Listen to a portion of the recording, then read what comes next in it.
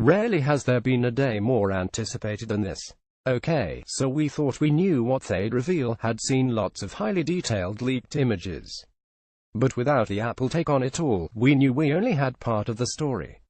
The day began well with the sheer, pristine beauty of the new Steve Jobs Theater. What's holding the roof up, we asked when we saw the walls were pure glass. We marveled at the lift which rotates as it descends, and the hands-on demonstration area revealed by huge circular walls floating up into the ceiling, but the real moments of excitement came from the announcements. The enhanced Apple Watch, called Series 3, looks near identical to last year's model but has a neat red dot to show it's capable of doing a bunch of things without an iPhone in sight. Apple proved this with a spectacular example of demo antics as one company exec made a call from his watch and another exec marooned on a paddle board in the middle of the lake replied on hers. Rehearsals must have been grueling.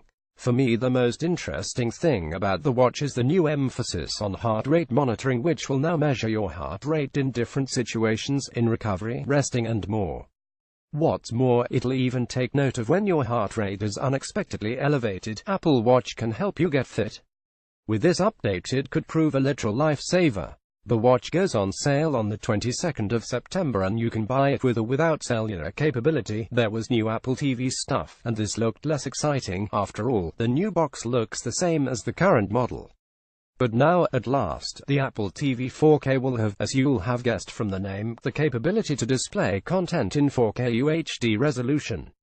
What's more, it'll be capable of displaying HDR content for the most striking visuals on compatible TVs. Apple continues to sell a non-4K version for the very many people who don't have a 4K TV. In 60 seconds, Apple unveil new iPhone X, but the key thing here was a subtle one. If you've bought a movie from iTunes in HD, and it's available in 4K, Apple will swap you up to the better version. Free. This is very cool and will have rivals thinking about how to respond. Still, the big news today, as always, was the new iPhone.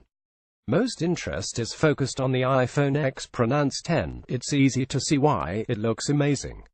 And in the flesh it looks 10 times more opulent than photos suggest.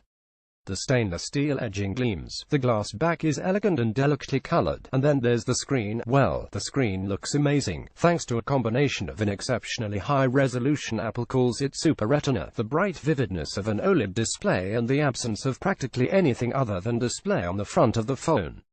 The replacement of Touch It with facial recognition. Face it, kid, worrisome if, as in some rival systems, it doesn't work every single time.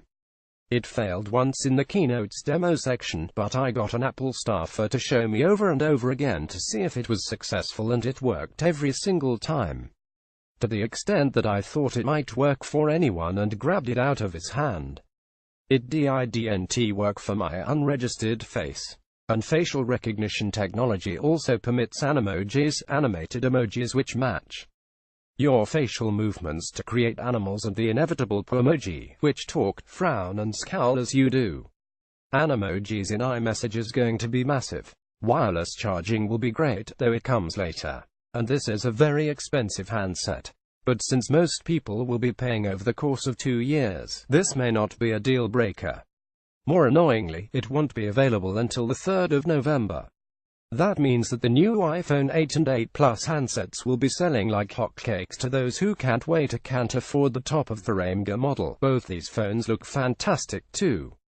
Though it's true that the bezels, identical to on the iPhone 7 series, are wide in comparison to the iPhone X. Does this matter? Not yet, though in a year's time it'd say Apple might have a problem if wide bezels feature on any phones toward the top of its range. The glass backs, which will also permit wireless charging soon, look sumptuous, especially on the Gold Edition, which has a buttery sunrise look to it.